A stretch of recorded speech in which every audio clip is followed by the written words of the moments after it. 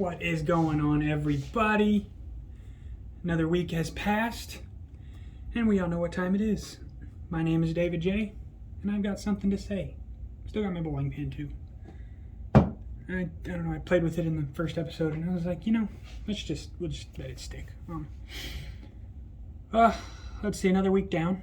Another week of practice down. 8 guys are currently, as I film this, up in Wisconsin bowling the Midwest Classic, or Midwest Collegiate Championship, I believe is what it's called. So I hope they're doing well. Like I said, they're bowling as I film this, so it's hard for me to give any results or anything, but we'll have a video once I know some results. Maybe tomorrow, maybe Sunday. Might do a video Sunday night. Yeah, I might do a video Sunday night when we find out the final results of the tournament and how they did, and go from there. Might do a quick video, quick shout out. Hopefully they bring us home a Tier 1 win. Because at the end of the day, yeah, only 8 guys went, but we're all the McKendree Bearcats men's bowling team. So like we are one team. So I mean, if they win, we win. So I'm cheering them on. I support all 8 of those guys that went up there. Wished them all good luck as they went out the door in our last practice on Thursday. We didn't have an official practice on Friday just because 8 of the guys were traveling. The coaches were traveling with the team. So I did go in there and I got me some extra reps because the way I was looking at it was I wasn't on that bus taking the trip up to Wisconsin to go bowl, which means I got to keep working. I got to keep getting better. I got to get as many reps in as I can, and as many reps in as I can to the point where I don't hurt myself. And I was fine. I think I showed up there about 3:15, left at 4:30. So I mean, and it was just me. I got some good reps in. I got some very good reps in. I was throwing a great ball during the extra practice session I took advantage of, and I mean, those are the kind of things that I'm willing to do, that I have to do. I mean, I came in here lacking sport shot experience. I came in here without the college bowling experience. So I've got to take every opportunity I can to bowl on these sport shot patterns. And even though we've been bowling on the same practice pattern for the last week or two, probably the whole time actually, it's still hard. I mean, you really can't miss, and everything has got to be precise. I mean, there's so many numbers that go into it. Your ball speed, your rotation, how many revs you put on the ball. Do you come up the back of the ball? Do you come around the ball? Or they call it suitcasing the ball, where you come around the ball and you come up like this, kind of like, holding on to a suitcase. Where you play on the lane. Are you playing on board 12-8, or are you going 12-6? I mean, it's an inch or 2 difference, but it makes all the difference in the world between an ugly washout, high flush through the face, or a Brooklyn. I mean, you miss on a house shot, you can still strike. You can throw that ball anywhere on a house shot. You can put the ball out to 1, it'll come back. You can play it right in the center of the lane, and it'll probably stay there on most house patterns, but you do that on sport pattern, it's not going to sit there. If you tug it and throw it straight up 15 and you suitcase it, that thing's going to go hit for a lefty, that thing's going to go hit the 3-6.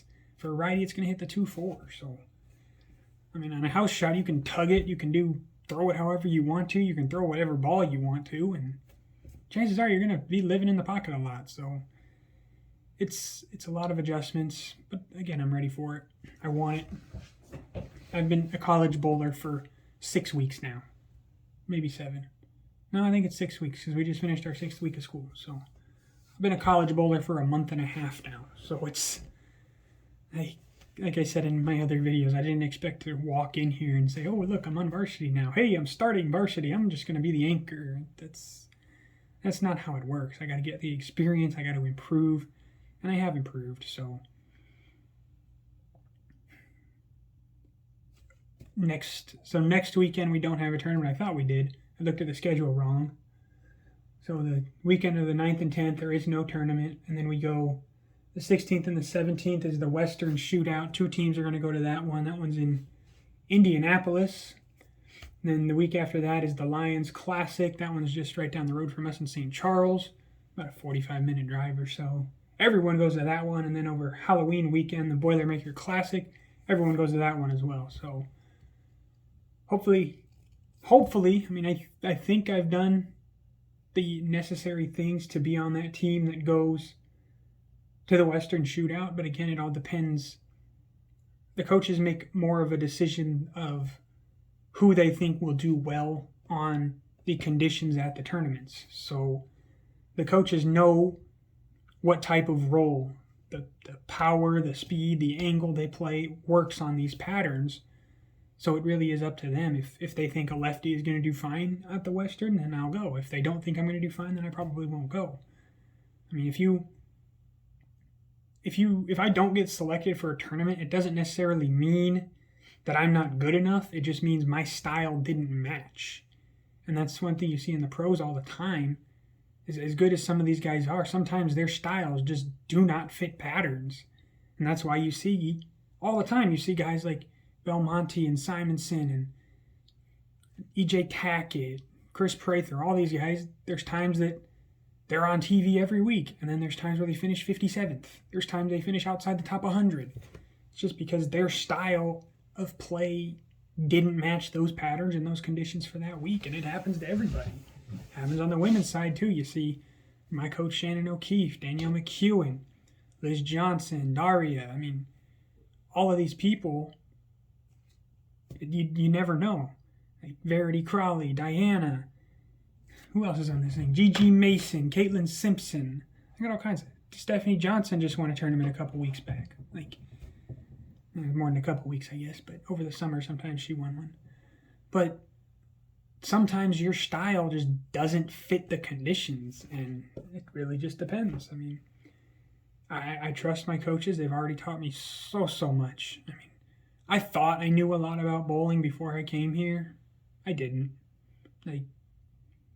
They measured my bowling balls, and they came out and had me throw a couple of balls. They put a piece of tape on my ball to measure my positive access point, and I've never actually had anyone do that, which is what it is. I mean, the level of coaching is just higher. The level of experience here is just way higher than it has been in the other places that I've been, whether that be North Carolina or Colorado. It's just different. It's more people, and obviously for Brian O'Keefe and Shannon O'Keefe, yeah, one of them's a professional bowler and one of them's a director of bowling. He was a great bowler himself. He still throws a ball every now and again in practice, and he's still a good bowler. He's a really good bowler. So obviously, yes, they're going to know more about that kind of stuff. But like there's a calculated way to line yourself up. I didn't actually know that, but the men's coach, Coach Dennis, he always talks to us about if you need to get the ball from here to here, where do you have to slide into? How many boards do you slide? You got to do the calculations. Me, personally, I slide 4 boards to the right on my approach. What that means is where I start, I end 4 boards to the right. So all of that we take into account when we line up on the lane. He says, okay, well, if you need to slide into board 22, you're going to start on board 18. If you need to slide into board 16, you're going to start on board 12. There's just so many different details that are getting stuffed into my head, and it's making me a better bowler. And I'm going to get some new stuff drilled here, probably hoping this week, maybe next week, because I'm hoping I'm going to that tournament in 2 weeks. But again, it just depends if they select me. But got a couple of bowling balls actually behind me. Got an Incognito and I got a Rubicon. I get a ball with the program. I'm trying to figure out which one I want there. I'm trying to get an Axiom Pearl because I have an Axiom Solid. A couple of things I got to get re-drilled to fit my style a little bit better. But I mean, that's college bowling for you. You learn, you adapt, you get better, you change your equipment, and you go from there. But that's about all I got for y'all today. I do appreciate everyone for listening. We actually hit 10 subscribers last week. I saw that. That was awesome. It's like we're in double-digit subscribers. Let's go. We should have a celebration. I should get some balloons that say 10. I don't know. But it was cool to see. I got the alert that I got up to 10 followers, 10 subscribers, and just got to keep going, guys. I mean, I said 10 subscribers to me means a lot. There's people out there that have millions of subscribers and they had thousands every day. Me, I don't do that. So I'm like, every time I get a subscriber, I'm like, let's go. I love it. So I'm looking at all the quotes on my wall. You guys have seen my quote wall. Quote I'm going to leave y'all with today. It's one that I live by at this point in my life. It's always okay to change directions.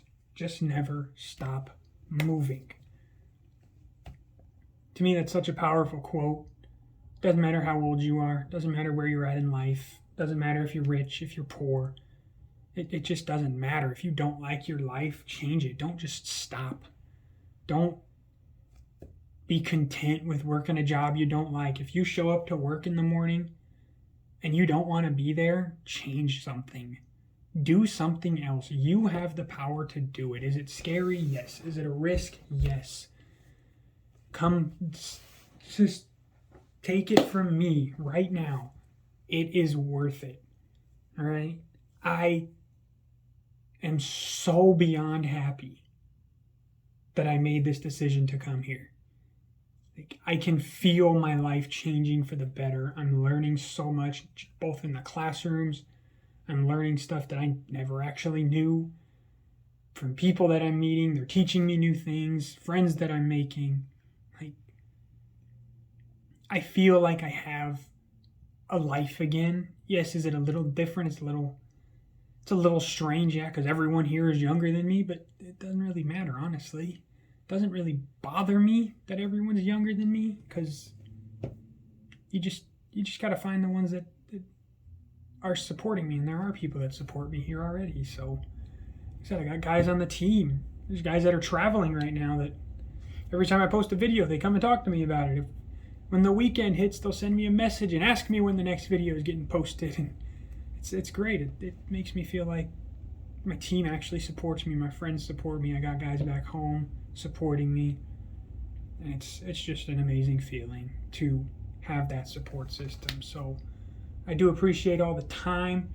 I'm going to hopefully make a video tomorrow. I think that's my plan. I want to make another video tomorrow just sharing the results of the tournament. Hopefully me saying we just took a Tier 1 victory. And if we do that, obviously that'll be, this is the first Tier 1 tournament of the college bowling season. So if we're the team that takes the first Tier 1 tournament, let's go. That puts us right in position for, that gives us the most claim to be the number 1 ranked team, right? And that'd be cool, be a part of the number 1 ranked team. That's really cool. So that's all I got for you today. You guys all know how we end it. My name is David J, and that's what I had to say.